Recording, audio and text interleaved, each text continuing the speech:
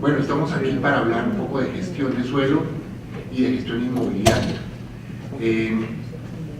Los constructores privados y el sector privado siempre han contado con que las reglas de juego son claras.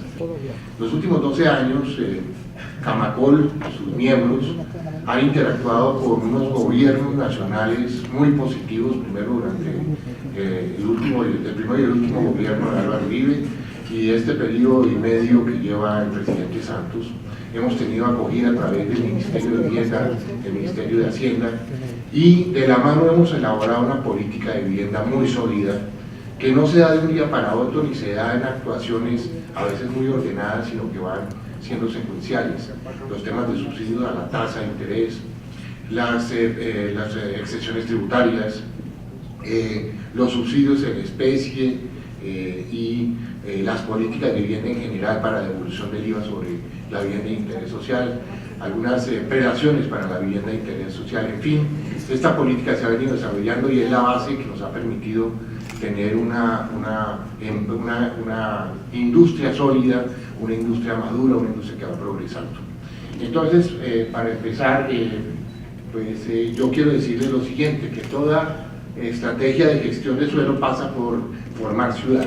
No debemos hacer proyectos, debemos hacer ciudades. Y eso en ciudades de calidad es uno de los lemas de Camacol, y es no nos concentremos en las cosas pequeñas, sino en las cosas grandes. Y muchas veces pasa de formar ciudad a reformar ciudad. Y entonces en gestión de suelo, pues tenemos que tener en presente que la renovación urbana, de la cual vamos a hablar un poco hoy, pues es un tema muy importante. Este es el índice de lo que quiero hablarles hoy muy rápidamente. Los dos primeros son un poco clase, yo soy profesor y me encanta dar clase, pero creo que son la base para que podamos entender el resto, y es cuáles son los parámetros que rigen el negocio de la construcción, cómo ha evolucionado la cadena de valor.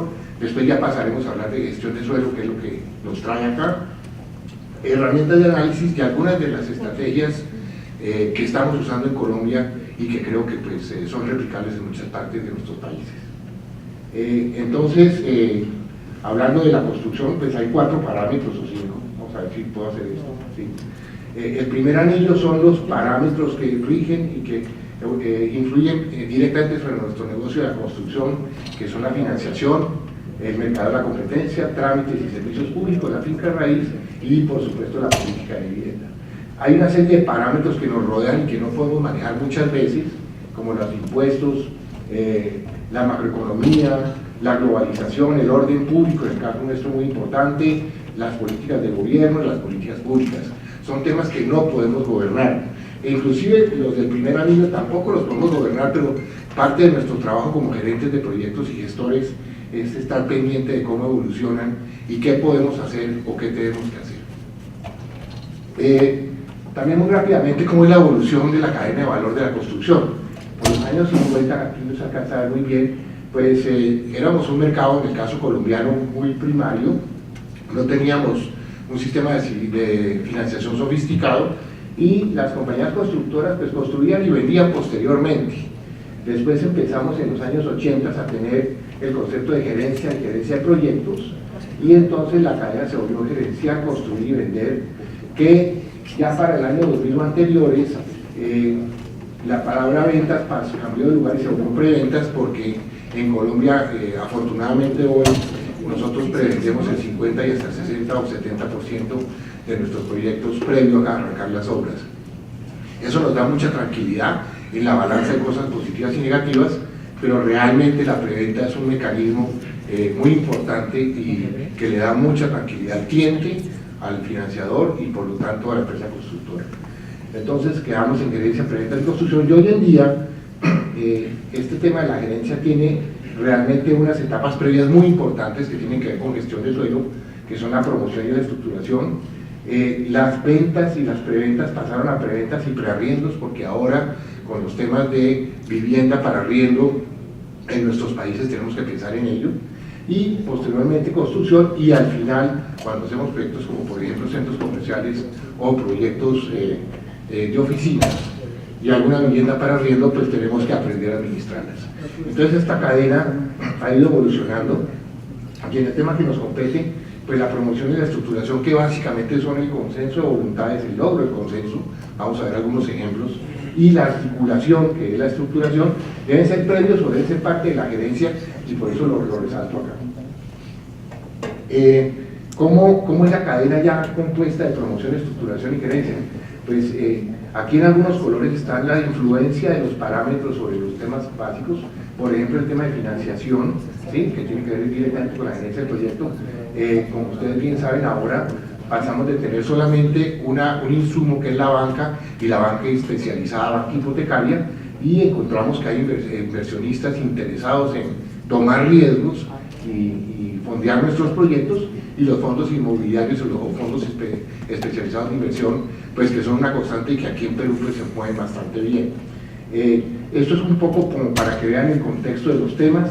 Para nuestro caso, en el caso de bien de interés social, la política de subsidios, compensaciones y ahorro, ese triángulo que es el subsidio, el ahorro y el crédito, que tiene que tener en mente el constructor y el gerente de proyectos, pensando en que su cliente, muchas veces el gran problema no es obtener un subsidio o obtener un crédito, a veces sí, a veces no, sino también la capacidad de ahorro. En el caso colombiano, solamente 2 deciles, los 2 deciles superiores de la población tienen capacidad de ahorro, 8 deciles no tienen capacidad de ahorro. Entonces, digamos que un punto de presión y no un punto de palanca es la capacidad para pagar la cuota inicial. En la medida que hemos ido subiendo y ascendiendo y teniendo subsidios en efectivo, subsidios en tasa, hemos podido compensar esa deficiencia, que es una deficiencia estructural en el caso colombiano. Bueno, y en gestión de suelo, pues la verdad es que antes teníamos un gerente que simplemente recibía información sobre lotes por parte de comisionistas inmobiliarios. A veces los mismos diseñadores nos traían lotes, contábamos con ellos. Los curadores son una especie de notarios en Colombia, muchos de ustedes ya conocen la figura, pero si no la voy a explicar muy rápidamente. Las oficinas municipales de planeación, dependiendo del tamaño de las ciudades, y recuerden que en Colombia hay 41 ciudades que tienen más de 100.000 habitantes, pues esta figura nos ha permitido reemplazar a las oficinas de planeación por una especie de notarios técnicos que, de acuerdo con las normas de los planes de ordenamiento, pues directamente interactúan con los constructores o los gerentes de proyectos, son sector privado, ¿no?, pero hacen cumplir las normas públicas, y eso ha acelerado todos los procesos de licencias de construcción de una manera asombrosa. Hoy en día, esta es nuestra cadena de gestión de suelo, donde tenemos que tener equipos especializados. El gerente estructurador y promotor tiene que tener de la mano un buen diseñador urbanista, un experto en normas, que le dé cabidas, que le dé las posibilidades de evolucionar rápidamente de manera macro con los lotes que le llegan, y evidentemente un grupo de asesores jurídicos muy importante que sepa de derecho urbano. Esta es la nueva cadena que nos permite de una manera eficiente poder hacer una gestión de suelo.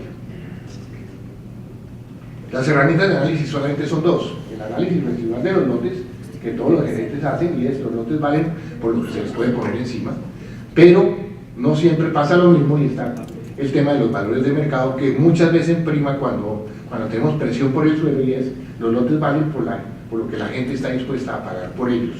Y muchas veces en esta búsqueda interminable de suelo terminamos sobrepagando los lotes por la falta de suelo, por la falta de normas, por los tiempos que exigen urbanizar medianas y grandes extensiones de terreno, por la falta de claridad, sobre todo en las normas de renovación urbana. Los constructores pequeños están abocados a hacer desarrollos pequeños muchas veces porque no hay manera, ¿no?, de lograr por tiempo, por capital de trabajo, involucrarse con proyectos que se puedan hacer por etapas.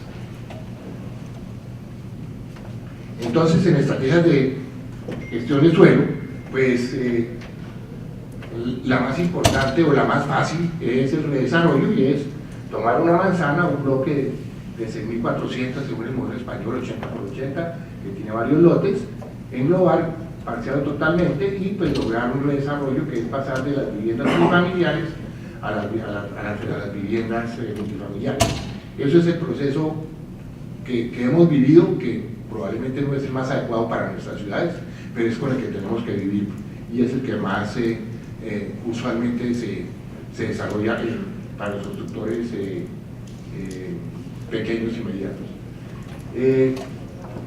Nosotros hemos evolucionado en Colombia y el sector privado ha desarrollado una gran cantidad de herramientas. Esas herramientas pasan por los consensos que logramos a nivel municipal o a nivel nacional. Y aquí voy a hablar de algo que ustedes, la mayoría o muchos de ustedes ya conocen, que es Ciudad Verde, que es uno de los 12 macroproyectos en el año 2008-2009 logramos de la mano con el Ministerio de Vivienda desarrollar, muchos de ellos de carácter público, algunos de carácter público-privado, y este que realmente es el más exitoso, que es eminentemente de carácter privado, que desarrollamos y que consistió en que las reglas de juego no cambiaban, pero eran tramitadas ante el Ministerio, o sea, ante el nivel estatal superior. De esta manera, para el caso de Ciudad Verde, en el municipio de Soacha, aunque teníamos los planetas alineados y teníamos un buen alcalde, durante 10 años o más, el municipio de Soacha, con unos grados enormes de corrupción por parte de sus concejales y sus alcaldes, hizo imposible que se desarrollara tierra y se formara suelo. En un momento coyuntural, con un buen gobierno, con un alcalde asequible, logramos, por Juan Manuel González, que está aquí en la sala, esta tarde nos hablará sobre esos mecanismos desde el punto de vista jurídico y de derecho humano, pero en la práctica lo que logramos fue que las normas que no estaban, sobre las cuales no estábamos haciendo nada en particular raro, se pudieran tramitar de una manera, digamos que diligente. Entonces el tema de la promoción, que fue el primer asunto, consistió en poner de acuerdo a 13 dueños de tierras para lograr un gran globo de terreno de 350 hectáreas y con las normas lograr desarrollos que pasaban por vivienda de interés social principalmente, lo cual era el objeto del gobierno, y con otros usos que permitieran hacer un subsidio cruzado de tierra que veremos más adelante. Entonces Ciudad Verde, pues aquí me voy a dar el lujo de decirles que fue una gerencia que yo desarrollé con mi antigua compañía que se llama Amarillo, y logramos sacar este proyecto en un tiempo récord de 18 meses. Acá hay algunas cifras sobre las áreas, y la verdad es que muchos de ustedes que la conocen, pues la van a ver. Aquí está pieza urbana, todos esos desarrollos. Este es el límite de Bogotá con el municipio de Soacha.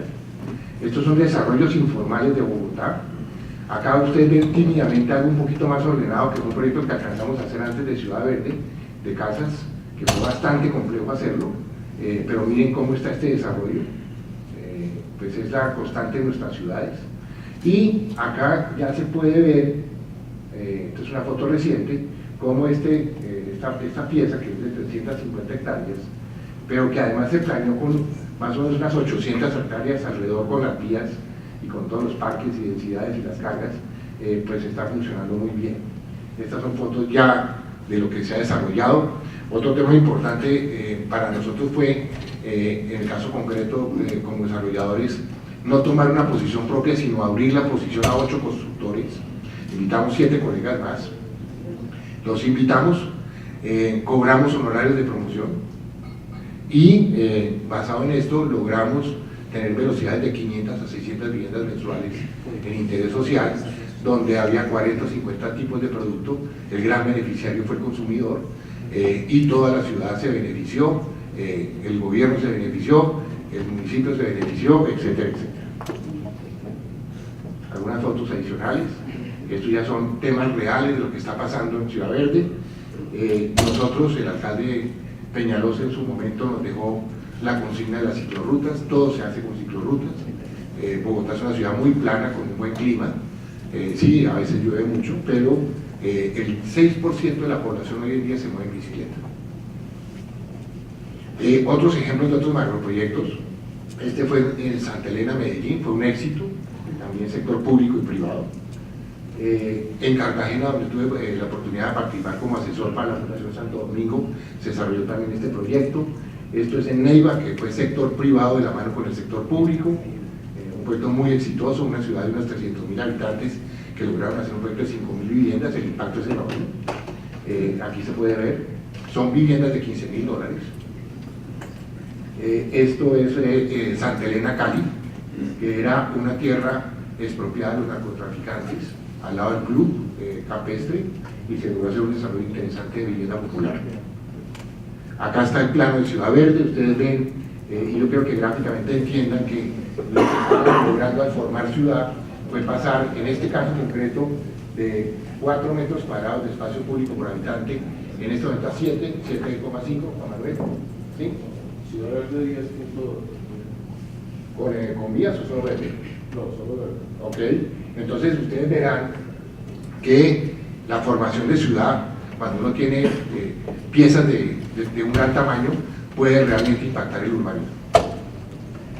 Otros ejemplos de formación de suelo y de bancos de tierras es que nosotros como desarrolladores tenemos que tener un pipeline, los gringos le dicen pipeline, nosotros decimos banco de tierras, y un gerente lo que tiene que hacer es ir apropiando, ir investigando, ir desarrollando en diferentes escalas lotes para poder alimentar a su empresa, hacerla crecer y hacerla subsistir muchas veces.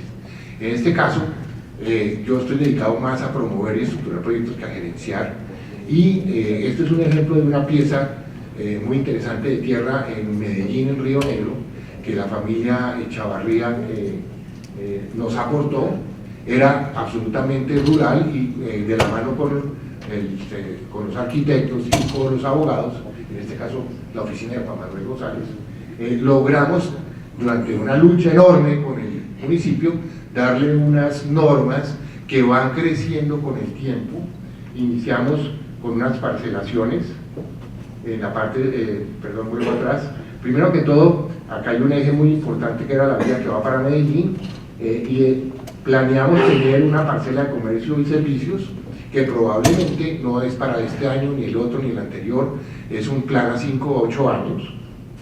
Y posteriormente la siguiente parcela planeamos desde lotes para hacer casas hasta en la última etapa hacer apartamentos, porque estamos planeando una pequeña ciudad a 10 o 15 años y se ha desarrollado mucho más rápidamente de lo que pensábamos.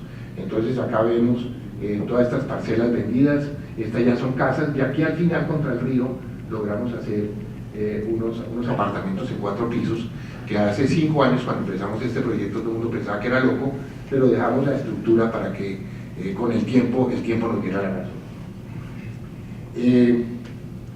Este es otro proyecto, ejemplo de banco de tierras, un lote de 80 hectáreas que se compró hace unos 8 o 10 años.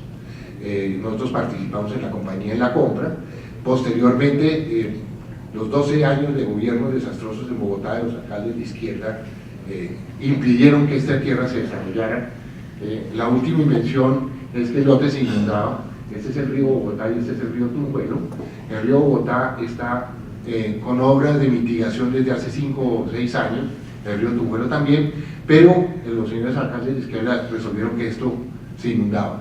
El último alcalde, para poder cumplir con su política de vivienda, nos hizo el favor de decirnos que no se inundaba todo, sino parcialmente, y en un lote absolutamente plano, trazó una línea en ángulo recto, acá, ¿sí? Y entonces apropió este pedacito para hacer aquí 8.000 viviendas.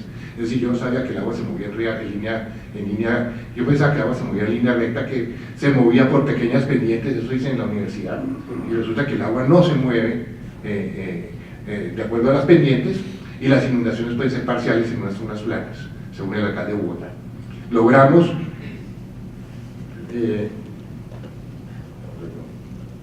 Logramos finalmente desarrollar el lote, y este lote es una pequeña ciudad verde, entre paréntesis ciudad verde está por acá, y en estas 80 hectáreas vamos a desarrollar 16.000 viviendas, de las cuales el 60% son viviendas de interés prioritario, es decir, no pasan de 70 salarios mínimos, que son 50 millones de pesos, que en dólares son 16.000 dólares o 17.000 dólares. Es decir, gracias a las políticas de vivienda, nosotros podemos hacer este tipo de viviendas.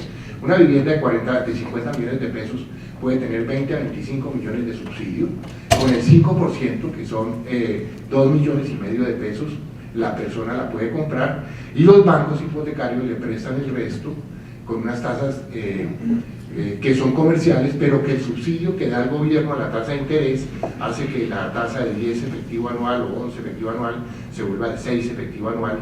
El gobierno le devuelve al banco esos 4 puntos.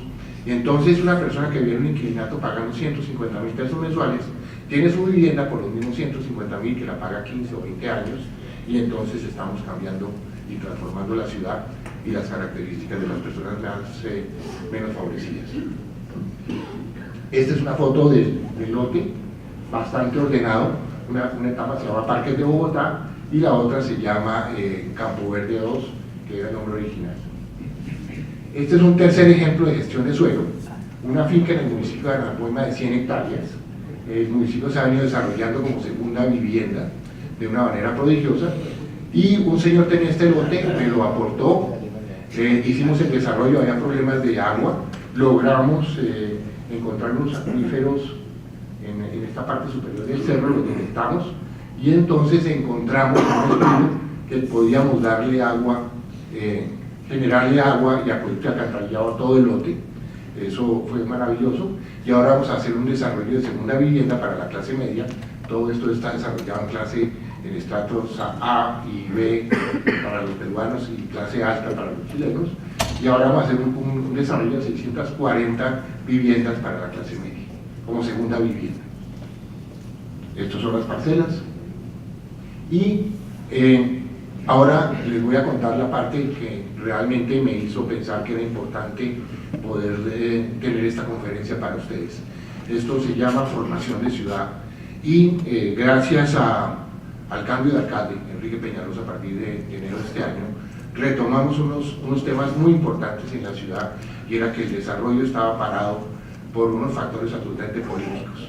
El desarrollo del norte de la ciudad, en 5.000 hectáreas, totalmente parado durante 12 años, el alcalde Peñalosa me encomendó que le ayudara con el tema de la gerencia y desarrollar un plan como el que hicimos en Ciudad Verde, pero no en 350 hectáreas, sino en 5.000. Y entonces, para hacer eso, pues volví a contar con el equipo con el que conté en Ciudad Verde, que era Juan Manuel y su oficina, y Camilo Santamaría, que fue el arquitecto urbanista. Y esto es realmente una nueva ciudad planeada dentro de la ciudad. Esta es la ciudad de Bogotá, y este es el norte de la Bogotá, y este es el tamaño de la pequeña pieza urbana que vamos a desarrollar. 5.000 hectáreas que están partidas en una primera etapa de 1.800 y en una segunda del saldo. La primera etapa tiene normas por el POT en este momento, y simplemente estamos haciendo unos decretos reglamentarios. Juan Manuel les explicará en detalle esta tarde sobre los aspectos jurídicos precisos, y sobre esta necesitamos la modificación del POT de Bogotá, que está en curso y que en año y medio esperamos tener, y que de la mano con el distrito estamos trabajando. Después de todo, estoy trabajando para el distrito. Esto es como se va a ver este gran plan de 5.000 hectáreas, 10 metros cuadrados por habitante de espacio público, recuperación de los humedales, que la autopista norte para los encorros de Bogotá, la autopista norte en el año 55 la trazaron por encima del humedal más importante de la Sabana, acabaron con el humedal, estamos elevando la autopista y estamos recuperando el humedal, que es este.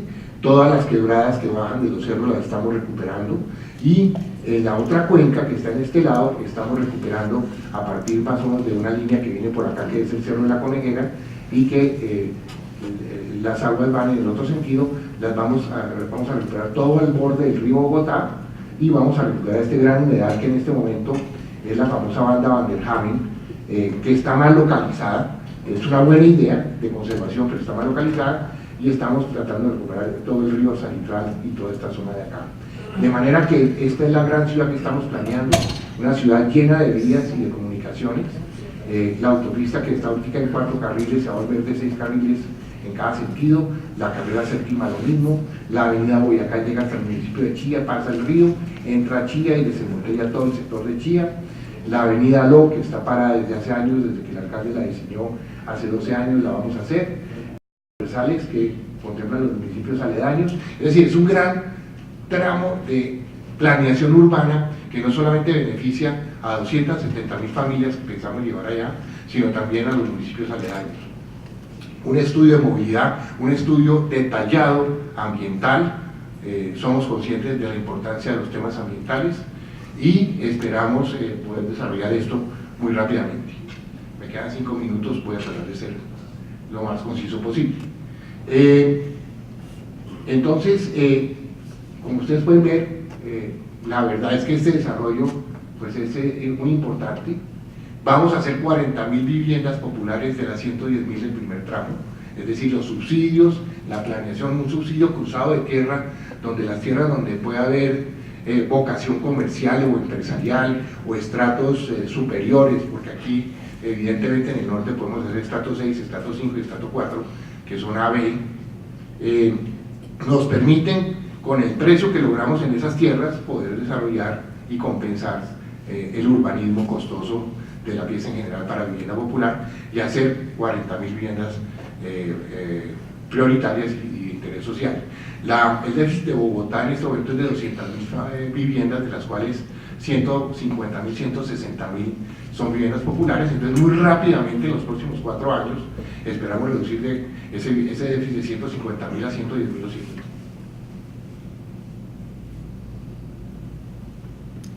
Eso es parte de lo que les comenté. Y acá viene la figura administrativa, que es muy importante. ¿Y cuál es la relevancia de eso? La gerencia es una gerencia independiente del sector privado, es un grupo conformado por personas del sector privado.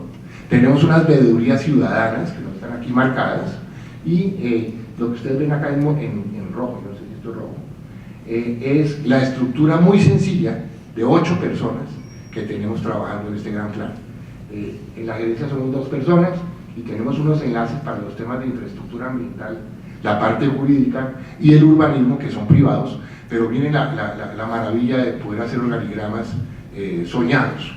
Todo esto es el distrito, y estos señores del distrito, empezando por el director de planeación, por el gerente del IDU, los coordinadores de la Secretaría de Ambiente, estos son los señores que tienen que ver con el catastro, y esto es el acueducto de Bogotá, están trabajando para nosotros. Entonces, la teoría es que un gerente del sector privado diseña un proyecto, lo lleva a planeación, lo lleva para que chequea las vías, mira los temas ambientales, y entonces entra en ese trámite kafkiano que es que todos los municipios están trabajando y viendo a ver cómo estorban, y aquí es al revés.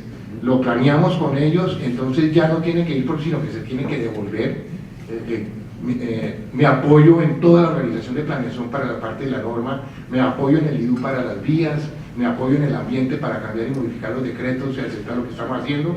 Y entonces la primicia es que esto lo empezamos en enero, y la primicia es que la primera parte de este gran proyecto sacamos el decreto en agosto y empezamos a trabajar 27 planes parciales, lo hemos dividido en 27 planes parciales, y probablemente el año entrante empezaremos a construir parte de esas 100.000 viviendas. O sea, tiempo récord de 12 meses, de pronto 14, para empezar a destrabar el gran proyecto de Bogotá. Yo no me voy a extender sobre esto porque seguramente Juan Manuel les va a hablar, y además no me voy a robar el mérito porque Juan Manuel fue de la idea, es cómo hacemos para desarrollar una pieza de este tamaño. ¿De dónde sale la plata? ¿Del gobierno? ¿Del Estado? ¿Quién la debe pagar? ¿Los privados? Por supuesto que no deberían ser los privados. Entonces hicimos unas modificaciones y estamos tratando de aplicar las normas de plusvalía y de las cargas y beneficios, de manera que habrá un tercer actor aparte de los dueños de la tierra y los desarrolladores, que son inversionistas, que a través de derechos de edificabilidad nos van a fondear todas las obras. Las podremos hacer a través de una fiducia privada, o sea, no va a haber intervención estatal. Desarrollaremos 1.5 billones de pesos en obras de urbanismo, todas al tiempo, con plata de privados, que después se van a entregar a la ciudad. Los señores que son dueños de las tierras encontrarán sus tierras urbanizadas, es decir, las cargas que tenía que pagar en el tiempo se van a pagar previamente, se van a apoyar y apalancar en el sector financiero, y vamos a lograr desarrollar rápidamente toda la pieza urbana inicial de 1.800 hectáreas urbanizadas. Eso significa que va a haber trabajo para muchísima gente, que vamos a tener 500 o 600 constructores probablemente tratando e interactuando, todo el sector financiero, toda la banca de inversión interactuando en el negocio. Mercado, evidentemente, si usted empieza por 40.000 viviendas populares, hay mercado para esas 40.000, hay mercado para las 35.000 de clase C, de manera que están todas las cosas alineadas para que podamos hacer un gran trabajo. Aquí está la figura de cómo funciona, una gran fiducia. Aquí no son muy amigos de las fiduciarias, nosotros amamos a las fiduciarias. Las fiduciarias son el mecanismo que nos permite tener tranquilidad, que nos permite hacer mandatos, que nos permite diseñar los mandatos de cómo se hacen las cosas, cómo se parquea la tierra, cómo son las reglas de juego de los señores que parquean la tierra, qué obligaciones tienen los desarrolladores y los constructores, qué obligaciones tiene el sector financiero, ¿sí? Qué garantías se le dan, hasta cuándo, y sobre todo qué garantías tienen los clientes para que no pierdan su plata. Por último, ¿puedo? ¿Sí? Esta es la gran novedad, inclusive para mis colegas de Bogotá, que es la renovación urbana. Yo voy a ser muy rápido entonces. Aplicando la teoría del post-norte,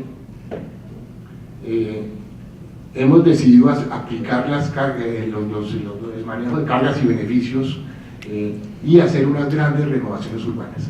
¿Qué sucede con la renovación urbana? Comprar 10, 15, 20 casas, 100 casas para hacer una renovación urbana es difícil. Poner a esos propietarios de acuerdo es difícil. Comprarles al precio adecuado a todos es difícil.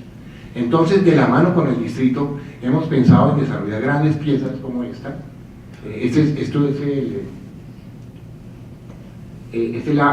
Aquí está el aeropuerto de Bogotá.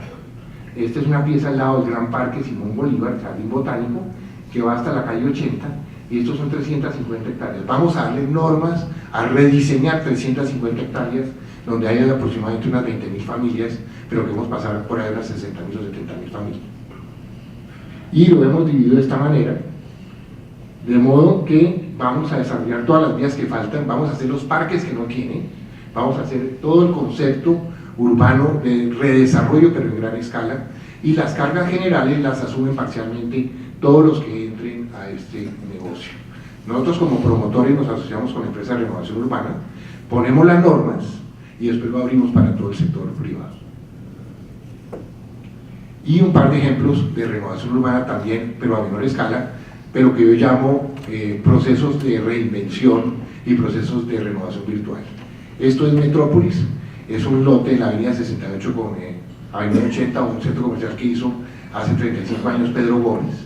El centro comercial no funcionó, yo digo que es el mejor lote de Bogotá y el peor centro comercial de Latinoamérica, y lo que hemos hecho es reinventarlo, y lo que estamos haciendo es que lo rodeamos, lo encapsulamos, le hacemos los parqueaderos que no tiene y traemos la mezcla comercial que le hace falta para pasar a esto, ¿sí? Pasamos de 30.000 a 122.000 metros cuadrados, de 150 locales a 300, de 3.000 metros de oficinas a 16.000, y pues aquí ustedes pueden ver cosas como ese estilo en plena ciudad de Bogotá, en un lote que no existía, pero que lo logramos reinventar. Y por último, la reinvención, la renovación urbana virtual. En un lote en la mitad de Chía, sobre una vía en que no había nada, decidimos inventarnos un cuento, y es que aquí había una fábrica de cerveza o de soda, una planta de soda de 1900, y que la reformamos. Mentira, la estamos haciendo nueva, pero con un concepto diferente, y resulta que lo estamos arrendando todo, y es lo que yo digo, la vida de antes con las comodidades de hoy. Esto es lo que van a ver ustedes ahí, que no hay en Cajicá, y donde pensamos atraer una nueva población que son de estratos ABC, maravillosa y nueva, que no tiene dónde divertirse, que no tiene dónde comprar, que no tiene dónde hacer o vivir o recrear la vida de antes. Entonces, para finalizar, les digo que todas estas cosas pasan, y nos pasan como gerentes de proyectos, por unos temas que yo siempre traigo en mis conferencias, y es las capacidades o lo que tiene que tener un gerente. Y aquí están todas esas palabras hermosísimas como liderazgo, tenacidad, aprendizaje, actitud, que tenemos que tener como gerentes, y que para el final reduzco para los que quieran hacer gestión del suelo efectiva en 4 temas: ser flexibles, ser creativos, tener mucha paciencia y tenacidad, pero sobre todo tener pasión. Muchas gracias.